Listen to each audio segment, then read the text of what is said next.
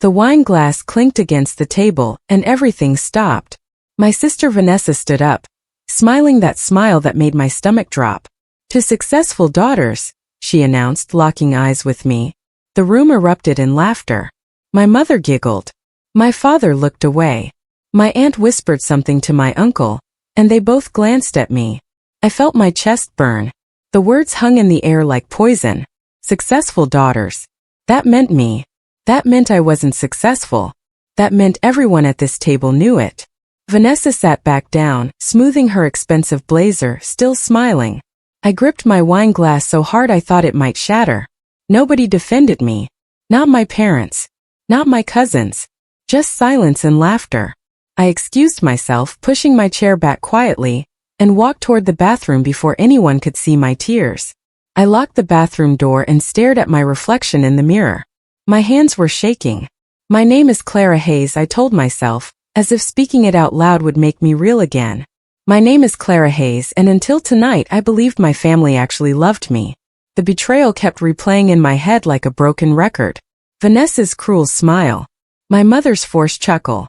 My father's silence, which somehow hurt the most. He used to believe in me. When I started my business 2 years ago, he said I was brave. When it failed, he stopped saying much of anything. I splashed cold water on my face, but the tears kept coming. My phone buzzed in my pocket. I knew who it was before I looked.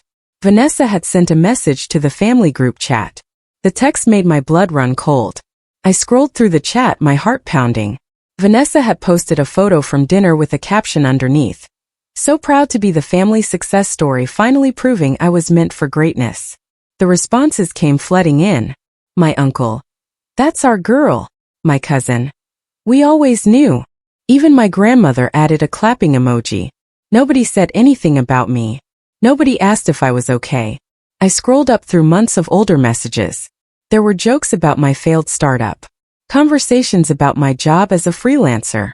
Nobody used my name. They just called me the one who's struggling. It hit me like a punch in the stomach. I wasn't just a disappointment. I was the family's scapegoat. The one they all secretly agreed had wasted her potential.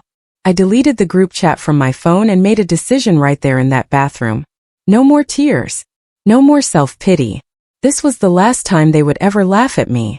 3 weeks later, I was sitting on my apartment floor surrounded by empty ramen cups and unpaid bills. My laptop sat open in front of me, showing another rejection email. "Unfortunately, we've decided to move forward with other candidates," it read. I had been so sure about that job. I had prepared for days. I even bought a new blazer. But apparently I still wasn't good enough. My voice cracked. Maybe Vanessa was right. I whispered to the empty apartment. Maybe I am a failure. I lay back on the cold floor and stared at my ceiling. My whole apartment was like this. Small. Messy. A physical reminder of all my failures. That's when my phone lit up with a YouTube recommendation. The thumbnail showed a woman standing on a mountain. The title read, "How I Rebuilt My Life After Losing Everything." I had nothing to lose. I clicked play. The woman talked about hitting rock bottom and choosing to climb back up. She talked about taking control of her story instead of letting others write it for her. By the end of the video, something inside me had shifted. I sat up slowly and reached for my laptop. I signed up for an online business analysis course that night. I told myself I would study between my freelance shifts. I was already working nights, editing documents for small companies. Now I would work during the day, attend my course in the afternoon, and sleep whenever I could fit it in. My colleagues at my night job thought I was crazy. "You're exhausted," my coworker Marcus said, watching me fall asleep between assignments. But I was driven by something I hadn't felt in a long time. Rage. Not the kind that burns you up, but the kind that builds something. Every morning, I wrote a sticky note on my mirror with a new goal. Learn SQL. Build a portfolio. Be unrecognizable in 1 year. I tapped the notes before I left for work. My apartment was covered in them now. On my desk, my wall, even my bathroom mirror. Some notes were affirmations. Others were reminders of what I never wanted to be again. One note just said, "Prove them wrong." After 4 months of exhaustion, sleepless nights, and more coffee than water, something incredible happened. A company called Arden and Company reached out to me about an internship position. They had found my portfolio online. Arden and Company was the company Vanessa had talked about for years. She had always said she wanted to work there. She had said she was meant to work there. Now I was about to work there. I accepted the position immediately. On my first day, I walked into the modern glass building with my heart pounding. My boss was a woman named Jenna Torres who was sharp, kind, and brilliant. She noticed that I was nervous and scared. Instead of making me feel worse, she pulled me aside and said something I never forgot. "You're hungry. I can see it. That's rare. Most people here were handed everything. You chose to be here. That matters." For the first time in months, I believed someone when they said I mattered. Jenna became my mentor, teaching me everything about talent recruitment, interviewing, and how to spot real potential in people. I was working my second month as an intern when I got the invitation to Vanessa's engagement party. My mother called to remind me to come. I almost said no, but something told me I needed to show up. I needed to prove, at least to myself, that I wasn't broken. I bought a simple black dress and showed up on time. Vanessa was glowing, surrounded by people congratulating her on her ring. When she saw me, she smiled that smile again. The one that meant she was about to say something mean. "Still single, huh?" she asked, eyeing my empty ring finger. "Still working on myself," I replied politely. Later that night, I overheard her talking to some guests. "My sister will probably work for me someday," she laughed. "She's nice enough, but not exactly corporate material." The words stung, but I didn't react. I smiled, excused myself, and went home. In my apartment, I stood in front of my mirror and whispered a promise to myself. Never again. You will never answer her. Never. Months passed. I was promoted from intern to junior analyst at Arden and Company. My salary doubled. My confidence grew. Jenna pulled me into her office one day and said something that changed everything. "Don't run from your pain, Clara. Use it," she told me. "The best people in business aren't the ones who had easy lives. They're the ones who turned their struggles into fuel." I nodded, taking notes in my head. That same week, I got an email about an opening in the HR recruitment team. Full-time position. Senior analyst. The job description said I would be leading interview panels for management-level candidates. I applied immediately. The interview went perfectly. 2 days later, I got the email I had been waiting for. "Congratulations, Clara. Welcome to the talent recruitment team." I read the email 3 times to make sure it was real. My new position started on a Monday in March. My team consisted of 5 people, all experienced, all impressive. My first assignment was leading a panel for a senior management position. I was nervous but prepared. I had spent the weekend studying interview techniques and learning about the candidates. The room was cold and professional. The interviewer sat across from me, nervous. I tried to make her comfortable. "Tell me about your journey," I asked gently. She opened up and I listened. Really listened. By the end of the interview, I knew whether she was right for the role. This was my job now. This was who I had become. Someone who had the power to decide other people's futures. I had power. Not the kind that came from cruelty or inherited advantages. The kind that came from earning it. From taking the steps nobody knew about. From showing up when it would have been easier to quit. I went home for family dinner in April, about 3 months into my new position. Vanessa was bragging about quitting her corporate job. "I'm moving on to something much bigger," she announced, waving her hand dramatically. "A leadership role at a major company. I'm finally getting what I deserve." My mother's eyes lit up. My father nodded approvingly. Everyone congratulated her. Nobody asked about my promotion. Nobody asked what I was doing. I sat quietly eating my dinner, remembering why I had worked so hard to get here. My fiancé, a guy named Marcus, leaned over and asked Vanessa something that made my blood run cold. "So where's this new company?" he asked. Vanessa smiled. "Arden and Company. I just submitted my application last week. They're going to be lucky to have me." The next morning, I was sorting through applications at work when one name stopped my entire heart. Vanessa Hayes. I clicked open her resume and scanned it quickly. She had exaggerated her achievements. She had listed skills she didn't have. She had written a cover letter that was all about what the company could do for her, not what she could do for them. But worst of all, I recognized her. She was applying for a senior management position. She was applying to work under me. I called Jenna into my office and closed the door. "I need to talk to you about something," I said. Jenna listened as I explained the situation. She nodded slowly. "How do you want to handle this?" she asked. I took a deep breath. "Professionally," I said. "Like I would handle any candidate. Fair. Objective. No bias." But my hands were shaking as I said it. That night I couldn't sleep. I kept imagining what would happen when Vanessa walked into that interview room. I imagined her confident smile turning into shock when she saw me sitting across from her. I imagined her face as she realized what had happened. I imagined myself gloating, making her feel small the way she had made me feel small. But then I thought about what Jenna had taught me. Success wasn't about making other people fail. It was about being so good at what you do that nothing else matters. I decided that I wouldn't gloat. I wouldn't be cruel. I would be exactly what Vanessa had said I could never be. Professional. Skilled. Powerful. I would let my competence speak louder than any words could. I would show her, through my calm and my control, that I had become everything she never believed I could be. The night before the interview, I lay in bed and reviewed the candidate list one more time. Vanessa's interview was scheduled for 10 a.m. I imagined the moment she would walk in. I imagined the look on her face when she recognized me. I told myself not to gloat. I told myself to stay calm. I told myself to remember why I was doing this. Not to hurt her, but to prove to myself that I had climbed out of the hole she had pushed me into.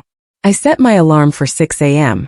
When I woke up, sunlight was streaming through my apartment windows. I showered, dressed in my best power suit, and stood in front of my mirror. I looked different now. I had lost weight from all the stress, but I carried myself differently. I stood taller. I looked people in the eye. I smiled at myself in the mirror and whispered, "Let's begin." The interview room was cold and professional. I sat at a long table with my team. I was at the center leading the panel. My heart was pounding as the door opened. Vanessa walked in with her confident stride. She was wearing an expensive blazer and heels that clicked against the floor. Then she saw me. Her confident stride faltered. Her smile froze. "Clara," she stammered, her voice suddenly small. I smiled calmly and gestured to the empty chair across from me. "Good morning, Miss Hayes. Please have a seat." I used her last name intentionally. I used my professional voice. I used the power I had earned. Vanessa sat down slowly. Her confidence shattered in an instant. She tried to recover, straightening her blazer and forcing her smile back on. But I could see the fear in her eyes. She had just realized that she was not in control of this situation anymore. I was. For the next 40 minutes, I conducted the interview with perfect professionalism. I asked tough questions. My team asked tougher ones. Vanessa oversold her achievements, claiming skills she didn't have and taking credit for work she hadn't done. Every time she exaggerated, I wrote it down. Every time she made a claim I knew was false, I asked a follow-up question that forced her to admit the truth. Her fake charm melted under the pressure. She started to sweat. She stumbled over her words. She looked at me desperately, as if I might rescue her. But I didn't. I just maintained my calm expression and moved on to the next question. The power dynamic had completely flipped. I was no longer the person sitting at the family dinner being mocked. I was the person with the power to decide her future. And Vanessa finally understood what that felt like. Then came the moment I won't ever forget. My colleague asked, "Can you tell us about a time when you had to work with someone you felt was less experienced than you?" Vanessa leaned back in her chair. "Sure," she said. "I had an intern once who was just lazy. Couldn't complete basic tasks. I had to redo everything she did. It was honestly pathetic." The room went silent. Every member of my team looked at me. I maintained my expression, but inside I was reeling. She was describing my old internship position. She was describing me. She was calling me lazy and pathetic. She had just insulted me directly in front of my team, not realizing that I was the one sitting across from her with the power to end this interview. Jenna gave me a look that said, "I saw what just happened." I wrote it down in my notes and moved to the final question. I leaned forward slightly and asked, "How do you handle working under someone younger or less experienced than you?" Vanessa froze. She opened her mouth and closed it again. I adapt, she finally said, her voice wavering. But we both knew it was a lie. Her resume showed that she had never worked under anyone younger. She had always been in positions of power. And now she was sitting in front of someone younger, someone she had mocked and dismissed, someone who held her future in her hands. The look in her eyes shifted from fear to the beginning of understanding. She was starting to realize that maybe, just maybe, she had made a serious mistake. I maintained my calm expression and said, "Thank you. We'll be in touch." Vanessa's hands trembled as she gathered her belongings and left the room. After she left, my team and I took a break. We reconvened 30 minutes later to discuss all the candidates. The panel discussed each one carefully. One candidate stood out immediately. A woman with real experience and genuine skills. She was clearly the best choice for the role. When we got to Vanessa, nobody had anything good to say. She exaggerated her achievements, my team member David noted. Her skills don't match her claims, Jenna added. I stayed silent, letting them come to their own conclusions. The decision was unanimous. Vanessa wasn't moving forward. She was being rejected. I had been fair to her. I had treated her exactly as I would treat any candidate. And the conclusion was clear. She simply wasn't good enough for the job. That was what hurt her more than anything else. Later that afternoon, I sat at my desk and opened a new email. I typed carefully, making sure every word was professional and kind. Dear Miss Hayes, thank you for taking the time to interview with our team at Arden & Company. We appreciate your interest in our organization. However, we've decided to move forward with other candidates whose backgrounds more closely align with our current needs. We wish you the best in your future endeavors. I read it 3 times, checking for any emotion or bias. It was perfect. It was fair. It was the kind of rejection email that could be sent to any candidate who didn't make the cut. I positioned my cursor over the send button. My finger hovered there for a long moment. Then I clicked. The email was sent. There was no going back now. My phone rang exactly 2 hours later. It was Vanessa. Her voice was sharp, angry, confused. Did you do this to me on purpose? She demanded. I could hear the tears behind her anger. I answered her softly, keeping my voice calm and professional. I conducted the interview fairly, Vanessa. I asked you the same questions I ask every candidate. I evaluated your responses objectively. The panel made their decision based on merit. You sabotaged me, she shouted. I took a breath. I did my job, I said quietly. Like you taught me to. The line went silent. Then I heard her crying, really crying, harder than I had ever heard her cry. I felt a small moment of satisfaction, but it passed quickly. My anger had already faded. What remained was just sadness. Sadness that it had to come to this. Sadness that she had chosen cruelty over kindness. She hung up without saying goodbye. The news spread through my family like wildfire. My mother called me, her voice angry and accusatory. How could you sabotage your own sister? She demanded. I stayed calm. I treated her fairly, Mom. For once I treated her fairly. I asked her the same questions I ask every candidate. The panel decided she wasn't the right fit. That's how hiring works. My mother tried to argue, tried to make me feel guilty, tried to convince me that I had done something wrong. But I didn't apologize. I didn't back down. I simply said, I did my job professionally. That's all. The silence on the line was deafening. My father sent me a text message later that day. I'm proud of you, it read. That was all. Just 5 words. But they meant more to me than anything else in the world. The weeks that followed were strange and wonderful. For the first time in years, I didn't need my family's validation to feel like I was enough. I had earned my position. I had proven my worth. I had done something that terrified me, and I had done it with grace and professionalism. I made new friends at work, people who actually valued me for who I was. I went out on weekends instead of sitting at home alone. I started dating again. I even took a photography class just because I wanted to. My life was finally becoming mine.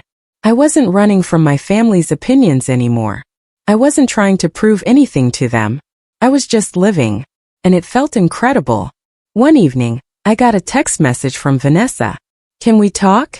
It said. I stared at the message for a long time, trying to decide what to do. Finally, I typed back, "Sure. Coffee this weekend." We met at a small cafe near my apartment. Vanessa looked different. She was smaller somehow, less polished, less confident. She ordered coffee but barely touched it. "I was awful to you," she said quietly. "I know." I nodded but didn't jump in to make her feel better. She needed to sit with her guilt. She needed to understand what she had done. "I was jealous," she continued. "You were always so smart, so determined. I felt like I had to tear you down to feel better about myself." I listened. I heard her apology, but I also felt the distance between us. I didn't know if I could ever fully forgive her. She asked me how I did it, how I became this strong version of myself, how I managed to stay professional and kind when I had every reason to be cruel. I smiled at her and said something I had learned through all of this. "I realized your opinion wasn't the truth," I told her. "It was just noise. You were just one person's voice in a room full of people. And you turned out to be wrong about me." Vanessa's eyes filled with tears. She reached across the table like she wanted to hold my hand, but I didn't move. I wasn't ready for that yet. "Maybe I will someday. But not today." "I'm sorry," she whispered. I nodded. "I know. And I forgive you. But that doesn't mean things go back to the way they were. I had to learn to live without your approval. And that was the best thing that ever happened to me." She cried quietly, and I felt a strange sense of peace wash over me. This wasn't about revenge anymore. This was about moving forward. 6 months later, I hosted a family dinner at my apartment. I invited everyone, including Vanessa. My mother showed up with her famous lasagna. My father came early to help me set up.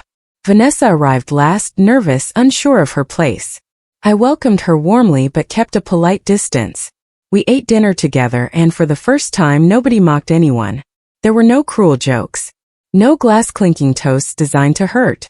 Just a family sitting together, being honest about their flaws and trying to do better. After dinner, my father pulled me aside. "I'm sorry I was quiet that night at the dinner," he said. "I should have defended you." I hugged him. "It's okay, Dad. I learned to defend myself." Later, I stood at my apartment window, looking out at the city lights. I thought about the girl I used to be, the one who cried in bathrooms and took any job just to survive. I thought about the journey I had taken to get here. The sleepless nights. The rejection emails. The moment I walked into that interview room and saw my sister's shock. It all led to this moment. A moment of quiet strength. A moment of peace. I wasn't the family failure anymore. I was the one who broke the cycle. And the funny thing about life is sometimes walking into someone else's interview is exactly how you finally walk out of their shadow.